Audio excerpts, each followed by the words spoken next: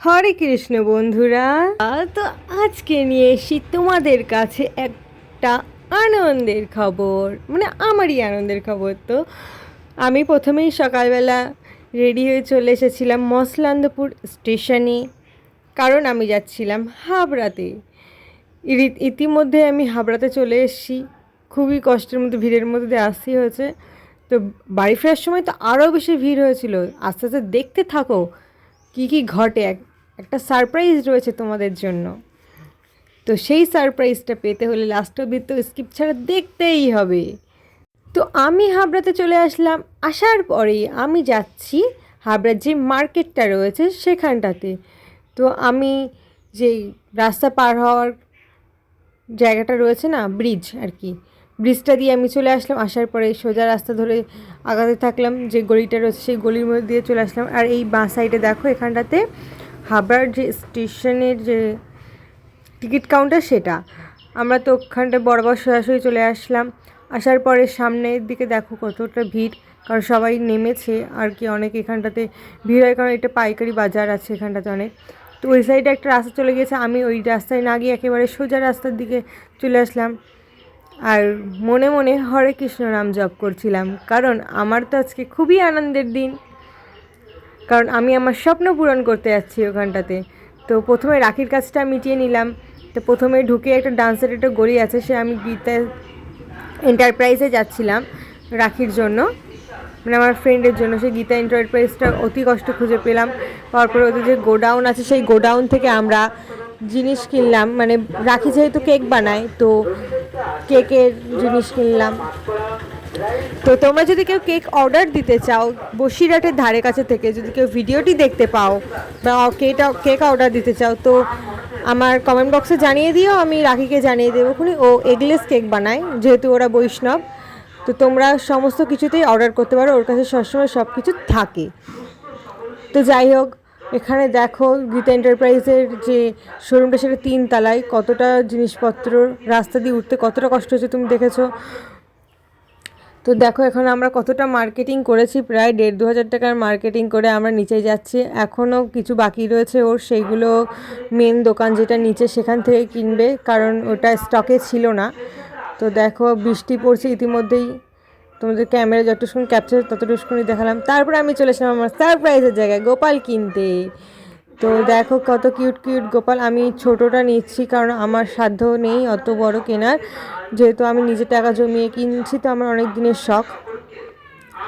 তো এখানটাতে এসে তোমরা কিনতে পারো, গোপাল কিনতে পারো, মানে ঢুকেই একেবারে ডান সাইডে তুমি দেখতে পাবে। তো এখানটাতে একটা বড় গোপাল রয়েছে, যেটার দাম মাত্র 3,000 টাকা, আর আমার এটার দাম নিয়েছিল 1,100 টাকা। এটা আমি নিয়েছি। আর নিয়েছি পানির শঙ্খ, মানে তোমরা যাকে জল শঙ্খও বলতে পারো।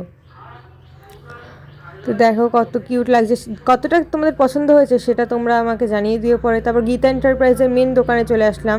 এখানটাতে পাইকারি রেটেই বিক্রি হয়, মানে গীতা এন্টারপ্রাইজের যে মেন দোকানগুলো।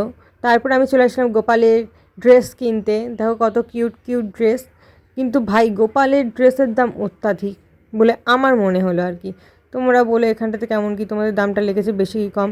তো রাখিতে যেহেতু 3টে গোপাল, তো আমি ওকেই বলছিলাম যে তুই ড্রেসটা চুজ কর। তারপরে আমি একটা ড্রেস চুজ করেছিলাম, ও একটা ড্রেস চুজ করেছিল। গোপালকে তো আমি জামা কাপড়ের মধ্যে বসিয়ে দিয়েছি, দিয়ে ওর সমস্ত ড্রেসগুলো চুজ করলাম। দেখো একটা রাখির হাতের চুড়ি, আর একটা হচ্ছে মানে রাখিতে গোপালে, আর বাদ ওইগুলো আমাদের। তা সেইগুলো নিয়ে আমি চলে আসলাম আবার হাবড়া স্টেশনে। হাবড়া স্টেশনে দেখি ভাই, মানে আমি একটা কথা তোমাদেরকে বলতে ভুলে গেছি। তোমরা ইদানিং দেখেছো ওখানেতে কোনো একটা মানে নতুন একটা ছেলে যে বিরিয়ানি করছে 12 পাশে, তার সঙ্গে দেখা হয়েছিল, বাট কথা হয়নি। সে যাই হোক, আমি অত পাতা টাতা দেইনি বাবা। তারপরে এখানটাতে এসে দেখি কি প্রচুর ভিড়, আর প্রচুর অনেক অনেক বিরিয়ানির দোকান রয়েছে। এর মধ্যে একটা দোকান দেখলাম বন্ধুরা, ভাবার বাইরে। স্টেশনে প্রচুর ভিড়, তার মধ্যে দিয়ে ওরা সব দাঁড়িয়ে দাঁড়িয়ে বিরিয়ানি খাচ্ছিল, দাদাভাইয়ের বিরিয়ানি আর কি। মানে দেখলেই তোদের হাসি পাবে ভাই। সে যাই হোক, তাদের নিয়ে আমি কোনো কথা বা মন্তব্য করতে চাচ্ছি না। তো দেখো আস্তে আস্তে ট্রেন আসার টাইম হয়ে গিয়েছে, ট্রেনটা একটু লেট ছিল অবশ্যই। তো দেখো স্টেশনে কী ভিড় কী ভিড়, যে কোনোভাবে প্রাণটাকে হাতে নিয়ে উঠছিলাম, আর ভগবানকে শুধু ডাকছিলাম যেন একটু ভালো জায়গা পাই। তো তারপরে ওখান থেকে যেখানে উঠলাম, ওঠার পর একটা মাঝখানে একটা স্টেশন পরে, সেই স্টেশনে কিছু লোকজন নেমে গেল। তবু দেখো প্রচুর ভিড়। যে কোনোভাবে ফোনটা বের করেছি, যেহেতু আমার তো একটা স্ক্রিপ্ট নিতেই হতো তাই না ভিডিওর, তো আমি সেই কারণে ফোনটা অতি কষ্টে বার করেছিলাম। তো মসলান্দপুর এসে দেখো কী ভিড় কী ভিড়, সেই ভিড় ঠেলে আস্তে আস্তে আমাদের বাস পর্যন্ত মিস হয়ে যাচ্ছিলো। দৌড়িয়ে দৌড়িয়ে কাদার মধ্যে দিয়ে একদম পুরো দৌড়িয়ে তাই বাসটাকে ধরেছি। বাসটা অনেকটা ডিস্টেন্সে ছিল। তো যাই হোক, এখানটাতে দেখো আমরা যে কোনোভাবে আগিয়ে চলে আসলাম বাস মিস করার ভয়ে, তারপরেও মিস হয়ে যাচ্ছিল।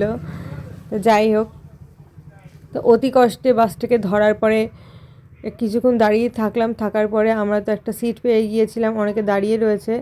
তো দেখো বাইরের দিকে দেখো একটু মেঘলা আকাশ, মনে হচ্ছিলো যেন এক্ষুনি ঝুমঝুম করে বৃষ্টি আসবে। ইতিমধ্যে এর আগে একটু বৃষ্টি হয়ে গিয়েছে, তোমরা রাস্তাটা দেখেই বুঝতে পারছো।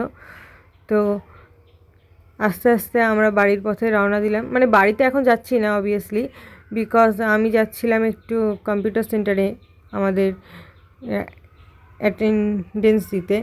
তো কম্পিউটার ওখানে তো আসার পর সবাইকে গোপালটা দেখালাম। দেখানোর পরে তো একটু আমরা বিস্কিট খেলাম। আমি আর একটা বিস্কিট খেয়েছিলাম, খেয়ে সব ব্যাগে রেখে দিয়েছিলাম। বাড়ি আসার পর ভাই খেয়ে নিয়েছিল, সে যাই হোক।